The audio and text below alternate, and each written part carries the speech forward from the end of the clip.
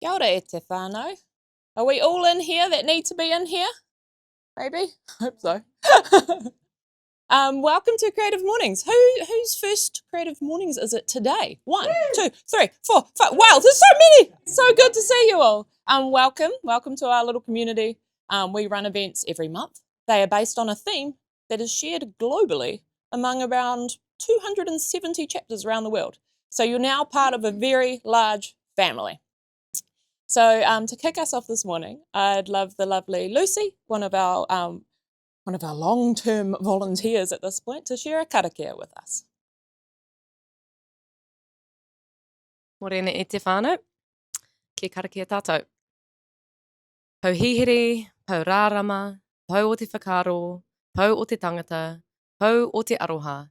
Te pau e hiri nei i a tātou, mauri ora ki a tātou, haumie hui e tāi ki e.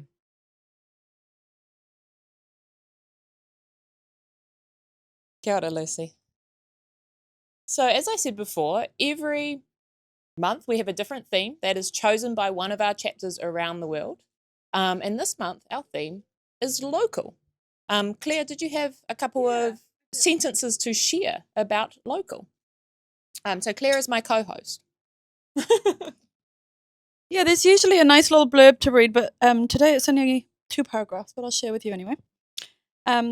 So, how does where you're from define who you are? How do different spaces foster that sense of connection? How can we develop and strengthen bonds with the people around us? It's time to remind ourselves that community happens in neighbourhoods and not just on screens. Short but sweet. So, one of our global sponsors, so for all around the world, is Adobe. And I know a lot of you use Adobe products very regularly. So they have partnered with Creative Mornings to create this Level Up series. So if you jump onto the Creative Mornings website /level up, you can check out their sessions, and they're kind of like quick lessons on topical creative subjects. So in this case, there's a couple on using AI in an effective and ethical manner, and just topics like that. So stuff you might be interested in. Check them out. And they're all free, just like Creative Mornings. And obviously our Creative Mornings chapter couldn't happen without our local sponsors. So we've got Pornike Bakery for our bread and dough bakery for the gluten-free loaf. 40 Thieves for the peanut butter and Bad Baker for the cookies. We've also got Libertine Blends and Coffee Supreme for your beverages this morning, topped off with the All Good Oat Milk. And we've got our speaker gift, of which I am yet to give you to remind me later. Also, we've got 257, this beautiful space. So if you haven't been to 257 before, make sure you kind of hang around later and see what happens here. It's a co-working space. So if you're looking for a new place to work out of, this is the place for you. We've got our guest photographer today, Carolina. Where is she? Over there. Kia ora. We've got Andy from Hype Entertainment videoing us today. And we've got Colorcraft printer for your labels. And also shout out to our amazing volunteer team that helps out every month, whether it's behind the scenes or just on the day, making you breakfast, making you coffee. An extra big shout out to Hannah today. Where is Hannah? Over there. So Hannah has been hanging out with us for how long now? Good. Just under a year. Originally from Ottawa. And she is heading back to Canada next month. So this is her last Creative Mornings volunteering with us. But hopefully you can go on and volunteer with the Ottawa chapter. Yeah, awesome. So a big round of applause for Hannah, and thank you.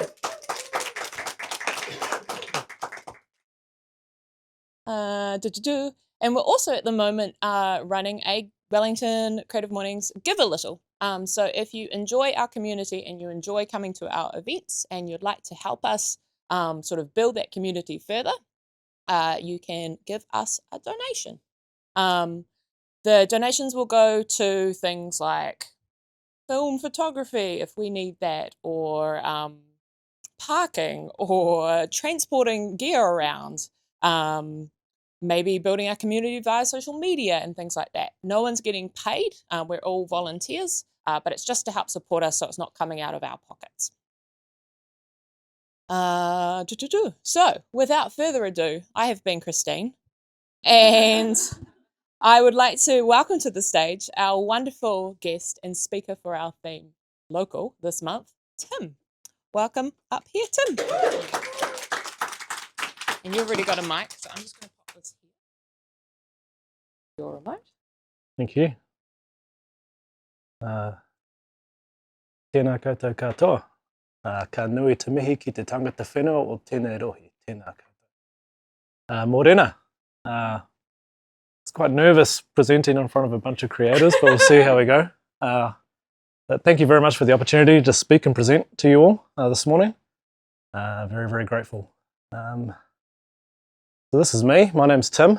I'm a full-time artist based on the Kapiti coast. I've been doing this for about 4 years now, full-time. I'm a diver and a Spiro, and absolutely fascinated with the ocean and love being underwater. So that's sort of where what I do all resonates from. So if I'm not in the studio drawing, I'm in the water, diving, spearing fish, feeding the family, and staying quite grounded through that lens. But it all sort of started for me somewhere quite central in Taupo, funnily enough the furthest place away from the ocean in New Zealand. But I grew up in a fish and chip shop, and I'd spend my afternoons staring at that commercial fish species poster, as a lot of kids would, just absolutely captivated by it, and the variety and diversity of fish species that you'd never see. And it just there's so much wonder and so much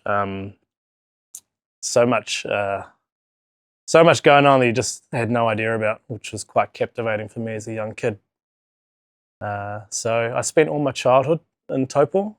My dad would be running the Chinese side of things, the Chinese takeaway and restaurant, and my mum would be doing the fish and chips, and us kids would be just running around causing mischief. And we did get behind the tools every once in a while, and that's sort of how I cut my teeth in the working world, and had a lot of hospitality experience following on from that.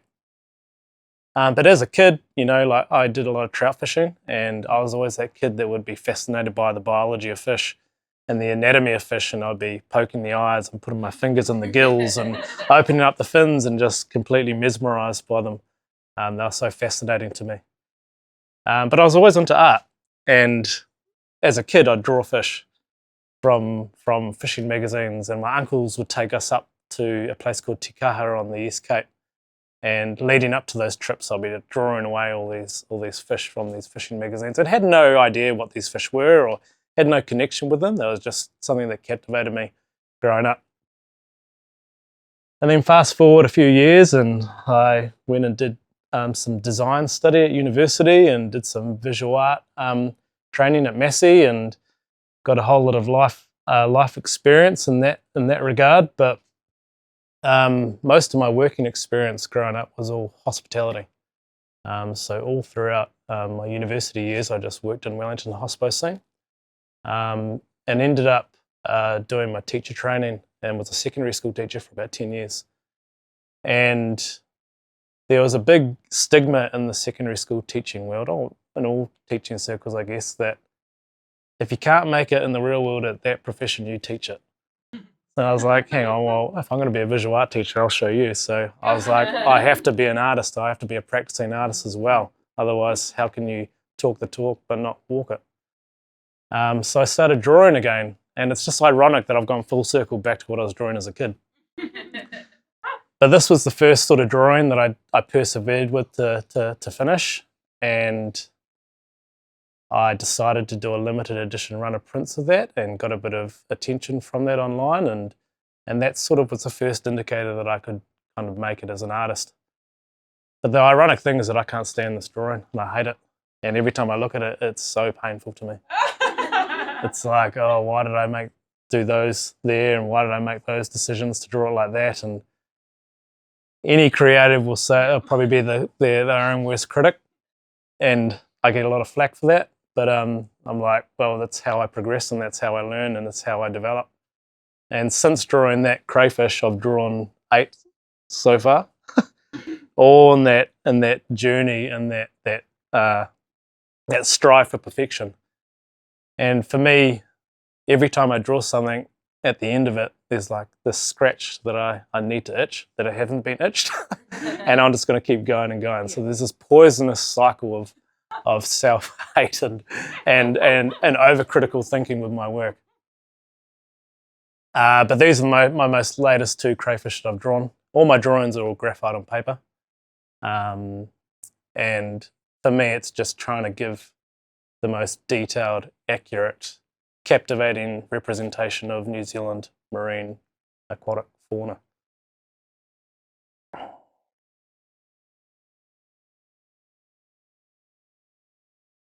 When I draw some of the species I draw, I've always tried to take a bit of a left field approach to how I draw them. So, for example, with the paua, everyone resonates with the iridescent shell.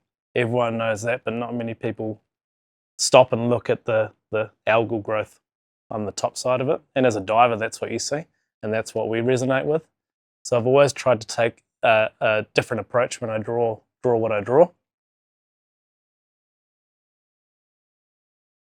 And with the kinna, it's the same as well. Like when you stop and actually slow down and appreciate what's going on and all the intricate detail that's happening in between all those spines, like it's actually a really mesmerizing experience.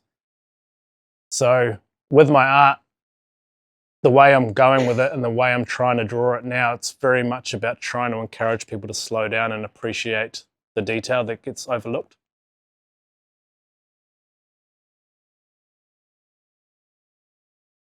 And I also like this idea of the perfectly imperfect. So rather than trying to describe myself as a scientific illustrator and drawing these species exactly anatomically correct and glorified, it's more about trying to present them as that perfectly imperfect specimen. So, for example, this snapper had been sitting in someone's freezer for about 6 months with the intention of them mounting it. And they sent it down to me, and I was like, oh, I'm going to draw it for as it is. So there was lots of damage to the fins, and the eyes were all degraded, and a very, very haggard specimen. But I was like, that's kind of exciting for me. Like, I'm going to draw it as is. And I'll always draw like the scale damage, or if there's any abrasion on the gill plates from leaders, or any spear holes if it's been a fish that's been speared. You know, for me, those are the exciting details that people resonate with and find relatable, rather than it being this absolutely perfect, glorified, scientific representation of that fish. So always looking for perfectly imperfect detail. Our 2 freshwater coda species in New Zealand. The 9-legged octopus. So that's the second octopus I've drawn. The first one I drew, I showcased at my first exhibition I had at Thistle Hall. And I was teaching at the time. I took my students down, and one of my kids was infatuated with the octopus. And I'm like, what are you up to, mate? He's like, there's 9 legs, sir. I was like, beg your pardon? and I'd drawn 9 legs. And all of my fish that I draw from, all the specimens I draw from are all dead. Whereas octopus, a dead octopus is not that exciting. So I've always drawn them from an amalgamation of lots of different imagery.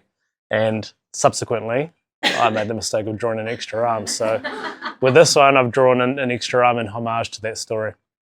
And that was drawn from about a few hundred reference images from the specimen at the Marine Education Centre at Island Bay. But yeah, very much they're perfectly imperfect. There's always anomalies with my drawings, that human element.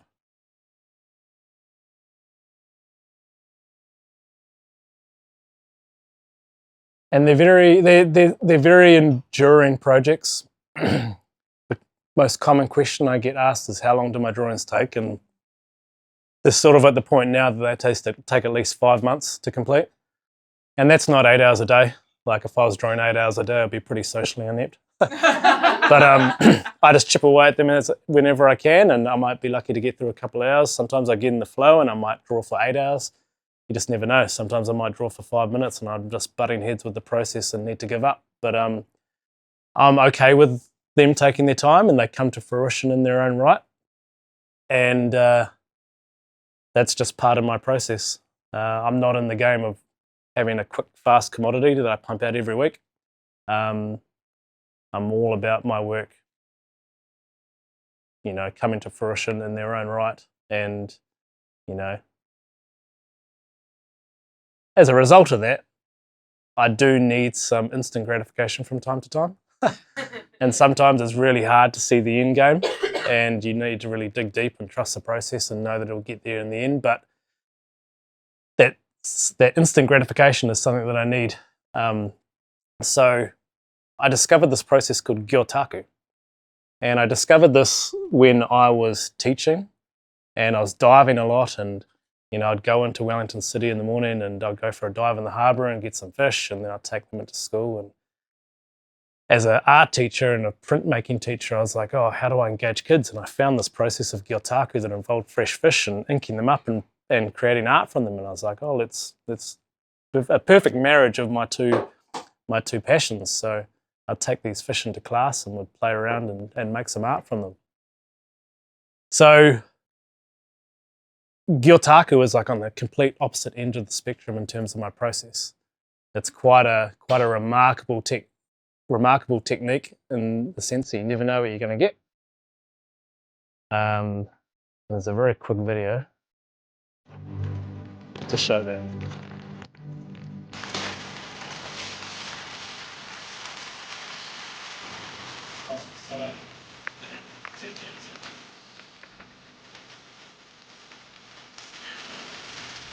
En als je de kansen nog aan, ja, als je het hebt.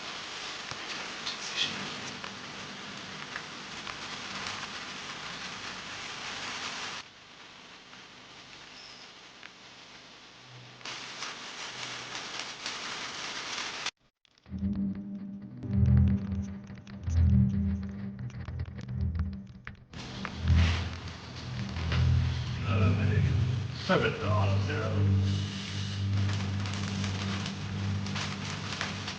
Who did these a bit?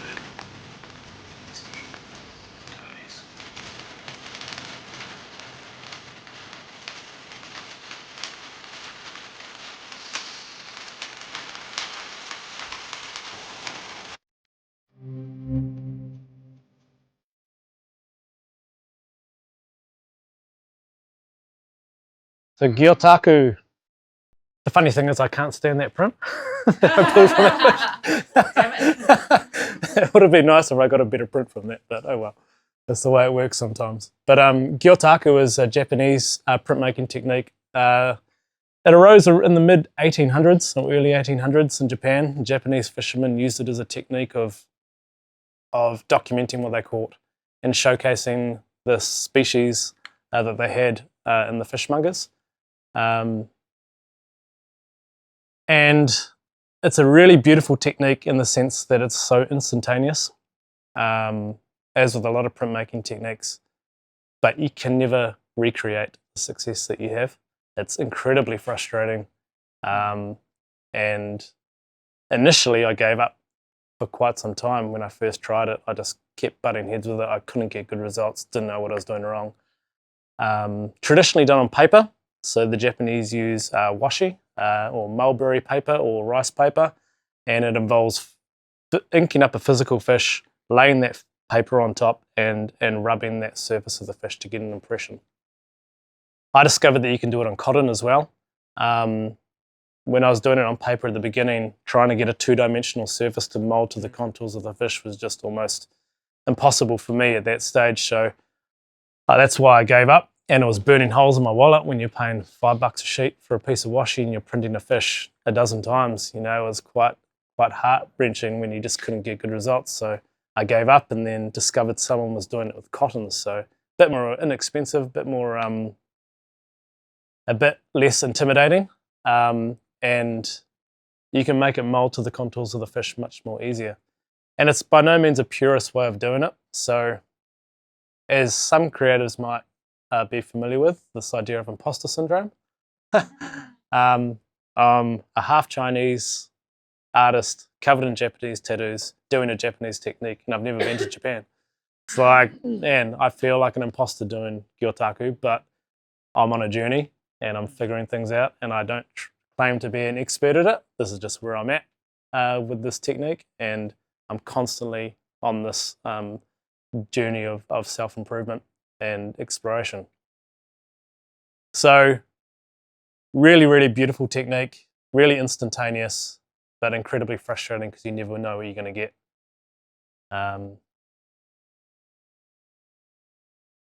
But it's a really cool record of what you have in front of you.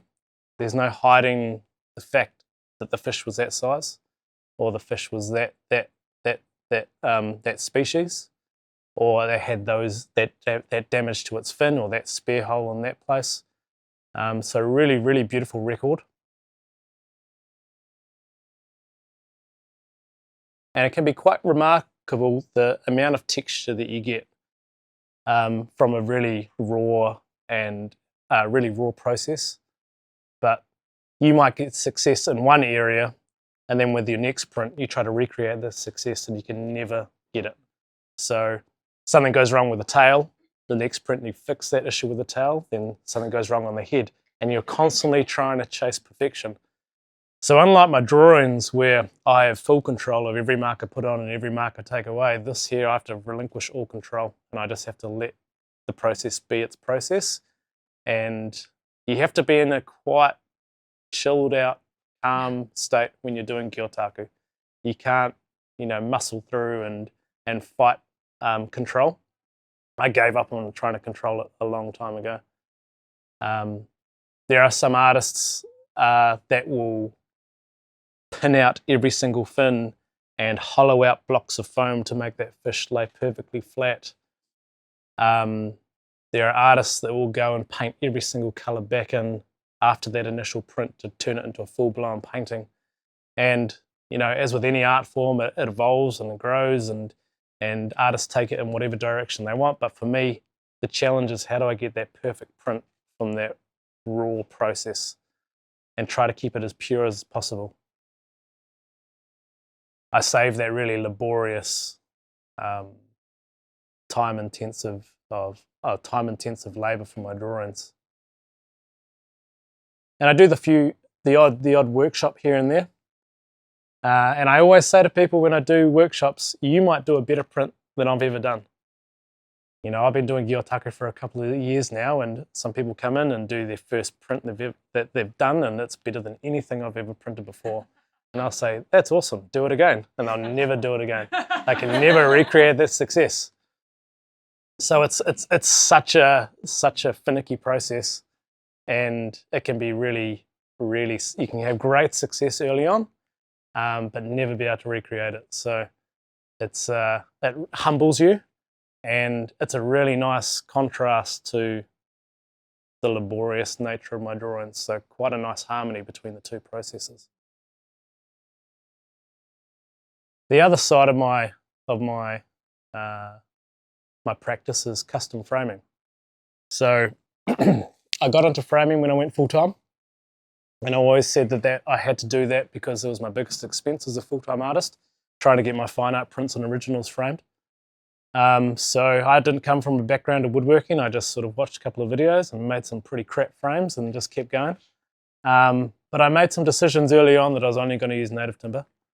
So I used a lot of recycled timber early on, and the idea with that was I just wanted to use stuff that had character and stuff that had integrity, and something that could stand up against and be better than, the commercially available lacquer-coated, imported pine and frames that you see out there in the market. But that took me on this massive rabbit hole of learning and discovery. And rather than the usual suspects like Rimu, Totara, Matai, I was like, I want to find out all about these other timbers that we have in New Zealand. And I'm not one for the demise of our natural forest. Like, I love spending time in the bush. But there is so much beautiful timber out there that's sitting around either in people's yards, destined to become firewood when it gets inherited by their kids, or timber that's fallen over from storms, or drought-felled trees. So this here is Tarairi. This is a northern tree. It's a relative of Tawa. And these all come from a farm up in Kaio, up in Northland. And these are all storm-damaged trees that have been milled under permit. So this journey of trying to use beautiful New Zealand native timbers has taken me all around the country. And I've met some pretty cool people working with some pretty amazing materials. So I've managed to get my hands on some quite cool, funky tarairi over the years. And there's another timber out there called the Riverwoods. So that there is River Totara. And Totara, normally people associate with that really rich golden colour, whereas River Totara, these are from logs that have either been naturally felled tens of thousands of years ago. You can't put a measure on it. Sitting underwater, soaking in all the minerals, and the tannins in the wood reacting with the iron content of the water changes the characteristics of the wood. So makes it really dark, chocolatey brown, sometimes even black. Some of that timber is from logs that were milled when the Europeans first came to New Zealand and absolutely decimated our northern forests. And they would lash all these logs together and travel down the waterways to portable mills. And not all the logs would make it. Some would fall off to the bottom of these rivers. And they know that those logs are from that time because they've got these markings that have been stamped in the bottom, the miller's marks. So yeah, immeasurable history. And it's really funny because I'll go to galleries and exhibitions and I'll obsess over frames. And I'll look at corners and I'll look for problems. And I'll judge the hell out of frames because, like, people will come and see my work and they'll look at the artwork and that's cool. But I'm like, well, what about the frame? Let me tell you about the timber. So I love this idea of having the maker's mark on every component. And, you know, again, with that imposter syndrome, I don't come from a woodworking background. I'm not a professional framer, but I am using UV glass, or UV resistant glass. I am using acid-free internals, and I'm trying to make frames that stand up against what you can get from commercial picture framers. But having a product that has got far more character, far more history than what you'd normally get. This here is swamp matai. So this came from a farm in Te Awamutu, and the dairy farmer was looking for metal for his roads and found these logs buried under pumice. So these would have been knocked over by the Lake Taupo eruption. So quite cool history, just in a frame.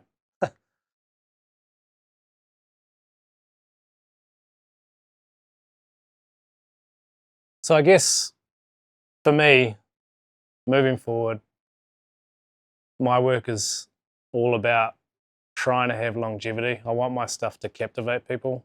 I want people to be able to look at my work and get lost in the detail, get lost in the story, get lost in the history.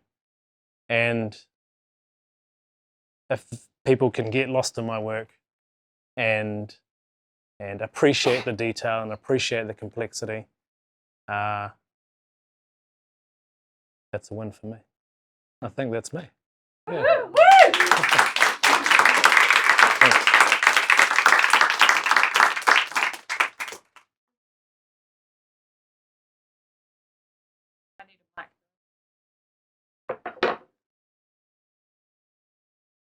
Are there any questions for Tim? There's a question over here.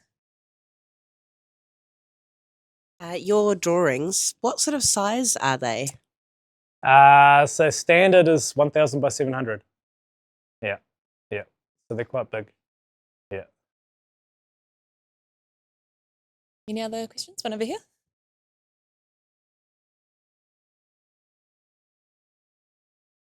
Hey Tim. So I'm noting you had obviously some experience within art and then within teaching. What was the decision for you to go for freelance artist? Because that must have been terrifying. It's pretty hard to make that call because you're walking away from a pretty secure job. But I guess my time was done teaching. I'd done it for about 10 years, and as an art teacher, like I had imposter syndrome every day as an art teacher, you know, and the teaching game was quite tricky. It was getting quite tricky and getting quite political, and you know, a lot of accountability nowadays as teachers. It's quite a scary job to be in. But I was doing my art on the side, and it was just sort of a side hustle. But that started just taking more and more of my time and energy, and that's where my passion was, and something had to give. So I took a sabbatical in about 2020, maybe 2019. And then COVID hit, and it was a bit scary, but that turned into a blessing in disguise because a lot of people had disposable income, and I was like, oh, it's things are working. But then the economy changed, and as a self-employed artist, that was a pretty scary time. But you just have to go with the flow and dig your heels deep and stay true to who you want to be and what you want to do, and it's been a journey. And you definitely have to get comfortable being uncomfortable. But if that answers your question. Yeah. I'm guessing there's a limit to how long you can draw a dead fish for. Yeah, that's right. So I'm wondering how you manage that. Photographic reference. Okay. Yeah. So I just take lots of photos from nose to tail.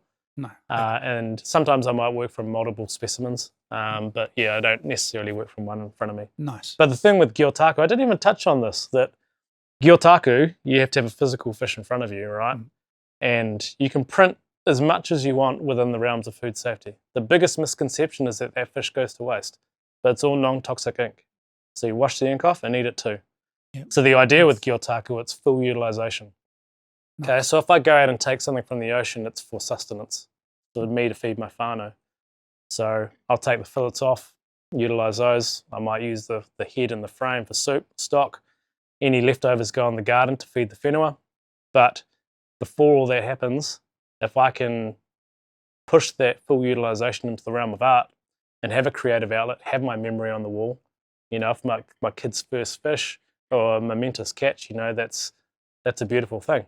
So anyone that is a diver or a fisherman or have fish around them, it's a perfect way of honouring that catch and having that full utilisation. And so my second question relates to that. So are you getting people approaching you who have caught their trophy fish, and they'd say, look, I'd love, they don't want to mount it, but gosh, would love Yeah.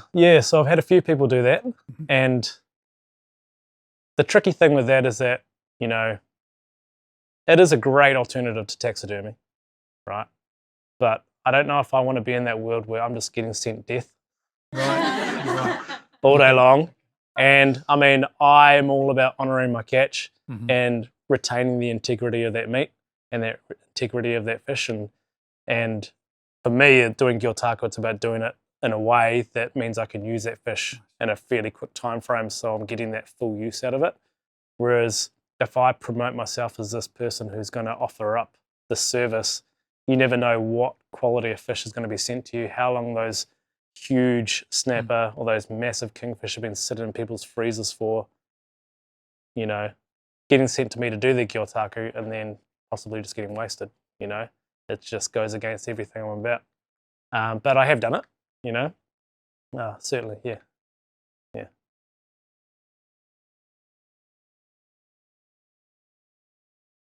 Not so much a question, just a comment. That was really heartfelt, and I think you spoke beautifully to the theme of local. I'm really glad we got you here today. Thank you, Tim. No, you're welcome.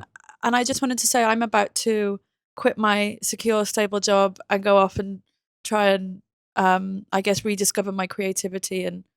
And so, yeah, very inspirational, and hats off to you. Thank you. Yeah. As people say, there's no time is the right time. Yeah, and you know when the universe starts giving you all these little signs like this today, and it really does feel like time. But yeah, I'm just shitting myself. Sorry for my. I shit myself every day. Yeah. Yeah. So yeah, thanks for the inspiration. you're Anyone welcome. else? Oh yeah. Oh, thank you. Also a comment as opposed to a partai, but I just wanted to express my gratitude that you have kind of re-enlivened all of these beautiful timbers that would otherwise have gone to waste. I'm a massive tree nerd and I'm also a massive native timber nerd. And it's really exciting to see someone cherishing all these incredible species that are often kind of like under wraps or kind of unknown. Also utilizing swamp species and those that have been kind of petrified or preserved in our lakes and waters, I think is just such a beautiful way of honouring the history of this whenua. And also, can I just say, well, mitre cuts are pristine because they're not easy. Don't get too close to my frames. I freak out about woodworkers and cabinet makers coming to my exhibitions and seeing my work, and it's like, oh god. And that's when that imposter syndrome hits the most, But like if people get lost in my artwork and don't notice those things, it's like but like I'm so critical of my work and I'm paranoid like hell about my drawings and my frames, and people think I'm crazy, but I think as a creative you gotta have that drive in you, and otherwise how are you gonna improve? But it's a never ending journey. And like with those it's funny because Rimu is like the most common known native timber that everyone holds in such high regard, but it's what I've got the least of, and it's what I have worked with the least. When you start getting into like the puriri and mairis, and they're really hard, dense timbers, but you get the puriri moth that burrows all these tunnels through them. It's like borer on steroids, but having that integrated throughout your frame, it's like, man, how do you compare to something that's just a black or white frame surrounded in artwork, And some people, I'm not trying to force my aesthetic onto people. Like some people like having things simple, but I like having my frames have a talking point to them, and it to be educational too, and for it to be an opportunity to have gratitude and have respect for what resources we have and what we have in this country, So yeah, it's a pretty exciting time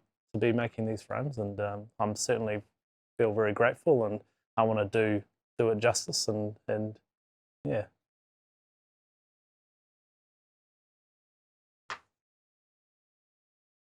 So when you're doing your graphite drawings and taking such a period of time as well, how do you know when you're done?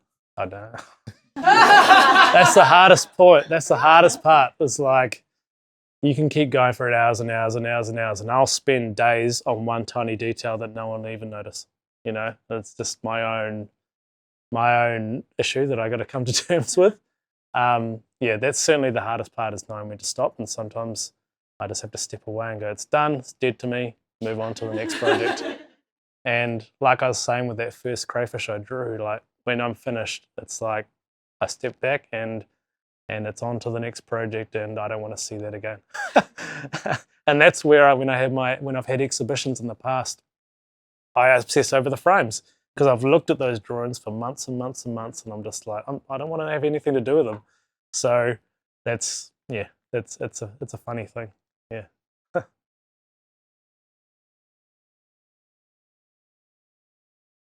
Thank you so much for your sharing. I love the love that goes in every single part of your painting. It's just out of curiosity, most of your paintings and drawings are in black and white. Is there a conscious choice? Color Is there terrifies me. Yeah. Too many equations to add. I like keeping things simple. And I certainly feel that at times with some species I'm doing them a disservice, like when you start seeing mahi-mahi and golden snapper and some of the more colourful species in our oceans, it's quite hard to draw those in grayscale, especially with like for example golden snapper, which is just made up of varying intensities of red. You desaturate that and everything just looks flat. So it's quite hard to translate that into a graphite drawing. But as soon as I add too many equations to what I'm trying to do, it just complicates it. And I like being a one-trick pony, and I like doing one thing well. I think if I diversify too much and do too much of this and too much of that, and And likewise, I get asked a lot, why do I just draw fish? I say, well, if I do portraits, if I do pets, there's too many talented artists out there that can do that. They can probably draw better than me. And I need to stay in my lane and do my one thing well. Because in this game, that's what you have to do to make it work. Otherwise, you're just fighting and having too much competition. So, I mean, I feel really grateful. There's plenty of good fish artists out there that I have in the back of my head that keep me in check. But yeah, I'll be drawing fish to the day I die. There's plenty of species I won't get through. But if I can just do that one thing well, that's part of the game I'm trying to play. Yeah. So yeah. But even with at university, like when I went and did fine arts at Massey, I wanted to learn how to paint, but they taught you how to think differently. But I was like, I just want to learn how to use colour. So I guess that's where it all stems from. But yeah, too many ingredients, too many equations to work out. Yeah.